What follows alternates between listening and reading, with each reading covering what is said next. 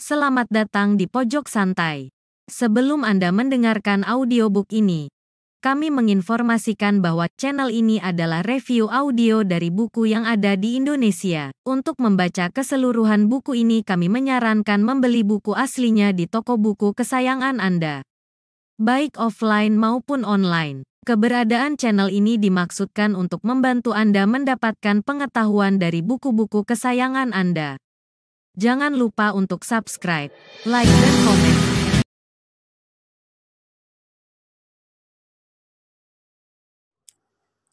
Selamat datang di Pojok Santai, channel khusus yang membahas komik dan novel dengan cara asyik. Seseorang yang mengaku bergelar Dewa Maut mendatangi suatu tempat untuk mencari Reksapati, ketua dari perguruan harimau terbang. Dalam perjalanannya, muncul tambahan niat tidak baik saat melihat kecantikan Anjarweni, salah satu murid dari perguruan harimau terbang. Akankah bahaya menimpa Anjarweni dan perguruan harimau terbang? Yuk, langsung saja disimak video kali ini.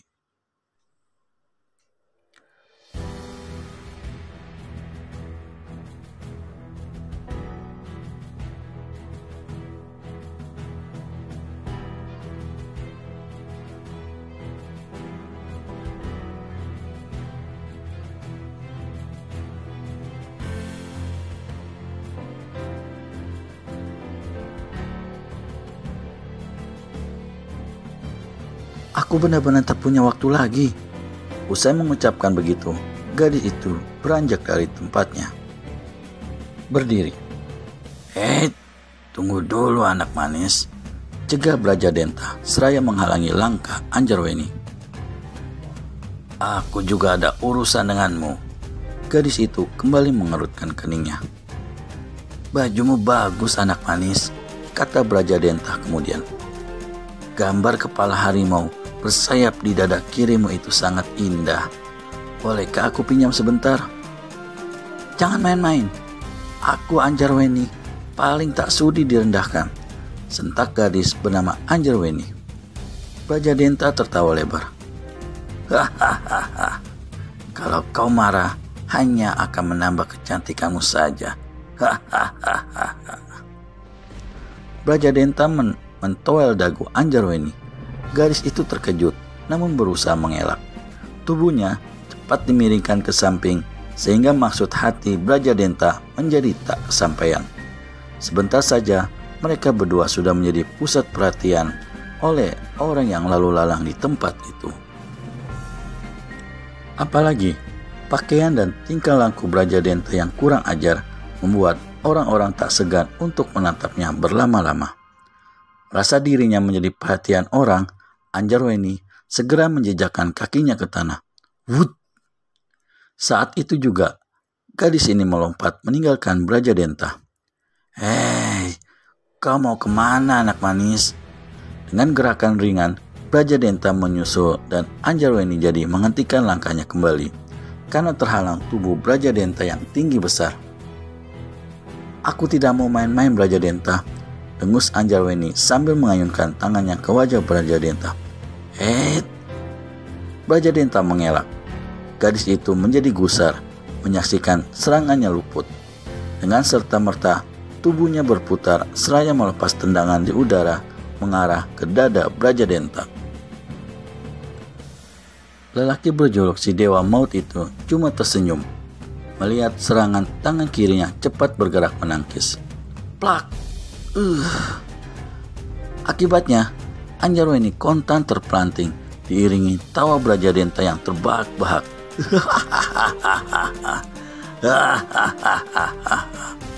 Sebelum Anjarweni sempat mengatur keseimbangan tubuhnya, tiba-tiba lelaki itu telah menggerakkan tubuhnya ke depan dan dengan tangan kiri dijambretnya pundak Anjarweni. Bret!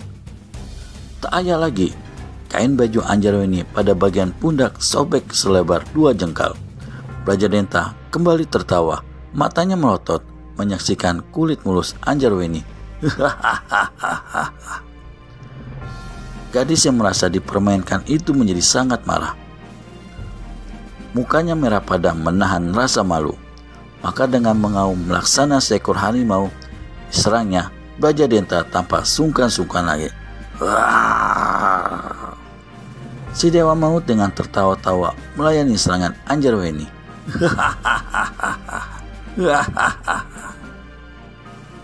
Ketika gadis itu membuat gerakan mencakar bagian wajah, Brajadenta menepis sambil melepaskan sodokan ke perut.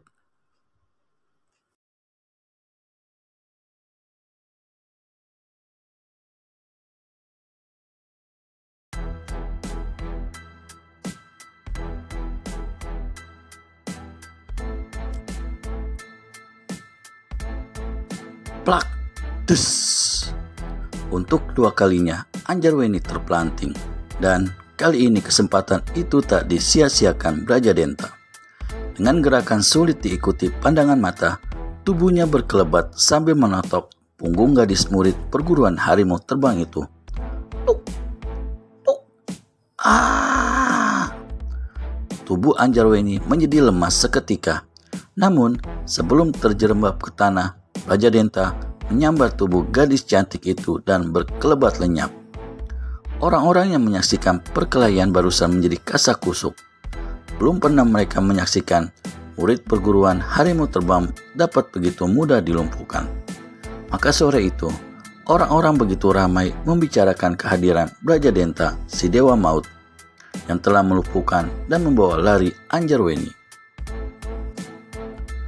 Brajadenta membopong tubuh Anjarweni menuju lembah sungai Balirang yang sunyi.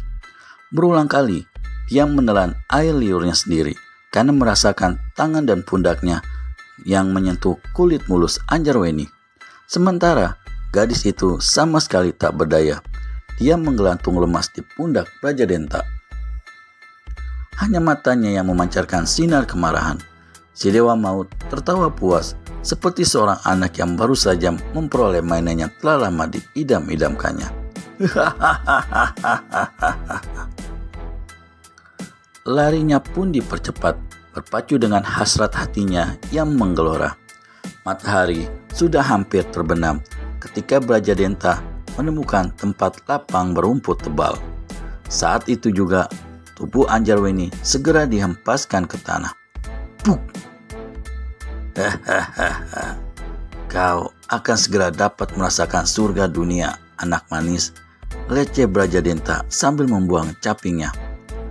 Anjarweni bergidik ngeri melihat sinar mata Brajadenta yang seperti hendak menelannya bulat-bulat. Bagaikan seekor serigala siap menerkam mangsanya. "Bunuh saja aku!" teriak Anjarweni ketakutan. Brajadenta tertawa terbahak-bahak. Tidak semudah itu, anak manis. Perlahan-lahan, si Dewa Maut mendekati tubuh Anjarweni yang meringkuk tanpa bisa berbuat apa-apa. "Jangan sentuh diriku, lelaki jahanam. Bunuh saja aku!" teriak Anjarweni semakin ketakutan. Tawa Brajadenta semakin keras. "Kenapa takut, anak manis? Dan kenapa pula minta dibunuh? Bukankah aku mau mengajakmu mencicipi nikmatnya surga dunia?" Sambil berkata itu, Brajadenta kembali menjamret baju Anjarweni. Gadis itu pun berteriak ngeri ketika menyaksikan tubuh bagian atas yang hampir telanjang.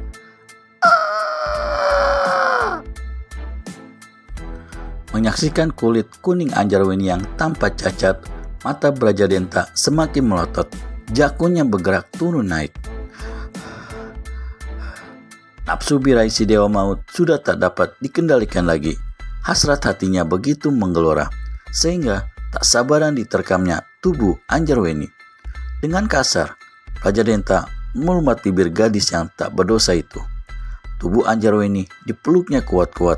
Tangan kirinya berusaha melepas sisa pakaian yang dikenakan gadis yang hendak dijadikan korban nafsu birahinya. Pada saat yang gawat itulah, tiba-tiba berkelebat 4 sosok bayangan serba hitam yang tersamar suasana hampir gelap. Menyaksikan kebiadaban Brajadenta, salah satu bayangan segera menerjang. Si Dewa Maut terkesiap. Sebagai seorang pesilat tangguh, indera keenamnya segera tahu akan adanya serangan. Dengan gusar, pelukannya dilepaskan dan secepat kilat dia melompat ke samping. Wut! Maka serangan itu pun tak mengenai sasaran. "Siapa kau? Jangan mencampuri urusanku," bentak Brajadenta penuh kemarahan. Tak ada jawaban. 4 bayangan yang ternyata 4 laki-laki berbaju hitam segera mengepung si Dewa Maut. Ketika melihat gambar kepala harimau di dada kiri dari orang-orang yang mengepungnya, Brajadenta mendengus keras. Punya nyali juga kalian rupanya. Tidak tahukah kalian sedang berhadapan dengan siapa?" "Kami tidak perlu tahu siapa dirimu," sahut salah satu orang yang berbaju hitam. "Melihat perbuatanmu yang melebihi binatang, kau layak untuk dienyahkan dari muka bumi ini." Brajadenta kembali mendengus. "Kenapa hanya kalian yang datang ke sini? Apakah murid perguruan harimau terbang lainnya masih enak-enakan tidur siang? Dan kenapa tak kalian ajak si Reksapati, guru kalian itu? Apakah dia sedang sibuk menggali lubang kuburnya sendiri? Atau barangkali sedang menyembunyikan diri karena takut seperti anjing buduk yang hendak dihajar tuannya?" kata Brajadenta pedas. Mendengar ucapan Brajadenta yang terasa panas di telinga, keempat murid perguruan harimau terbang menggerendeng penuh kemarahan. "Ya!" Secara serempak, keempat lelaki ini menerjang Ki Dewa Maut. Saat itu juga terjadilah pertempuran sengit. Anjarweni yang masih belum bisa menggerakkan tubuhnya hanya memandang dengan sinar mata penuh harap bagi kemenangan saudara-saudara seperguruannya. Keempat murid perguruan harimau terbang itu dapat mengikuti jejak Brajadenta karena mendengar pembicaraan orang-orang di sekitar Sungai Balirang. Dan disebabkan rasa ikut bertanggung jawab akan keselamatan Anjarweni, mereka segera mengejar si Dewa Maut yang telah menculik saudara seperguruannya. Tapi yang mereka hadapi bukanlah lawan enteng. Si Dewa Maut walaupun belum begitu ternama di rimba persilatan, tetapi memiliki ilmu kepandaian sangat tinggi. Apalagi dia merupakan salah seorang pengawal istana kerajaan. Buk! Tiba-tiba salah seorang murid perguruan harimau terbang terjungkal. Terkena hantaman si Dewa Maut.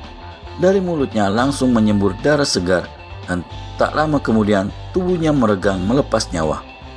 Menyaksikan kematian temannya, murid-murid perguruan harimau terbang lainnya mengaum keras laksana seekor harimau. Wah! Mereka berhamburan menyerang Brajadenta dari berbagai penjuru. Bagaimana selanjutnya? Bisakah murid-murid perguruan harimau terbang menghadapi Brajadenta alias si Dewa Maut? Temukan jawabannya di video selanjutnya hanya di channel Pojok Santai. Segera subscribe dan tekan tombol lonceng untuk mendapat notifikasi video terbaru dari kami. Terima kasih dan sampai bertemu kembali.